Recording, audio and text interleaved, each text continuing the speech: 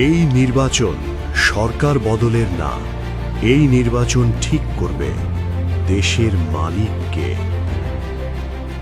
ওরা বলে সবার আগে বাংলাদেশ, আমরা বলি আমরাই বাংলাদেশ।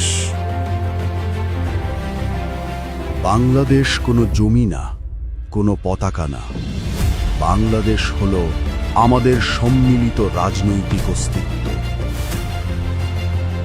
এই কথাটা স্বতঃস্ফূর্ত স্লোগান না, এইটা পরিচয়।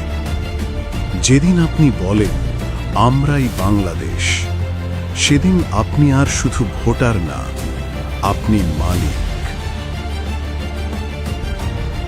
আর মালিক প্রশ্ন করে, আমি যদি বাংলাদেশ হই তাহলে এত অন্যায় কেন? এই প্রশ্ন থেকেই আসে ইনসাফ। ইনসাফ মানে ভিক্ষা না, দয়া না, ইনসাফ মানে অধিকার ফেরত নেওয়ার যাত্রা। এইটাই ইনসাফের কাফেলা।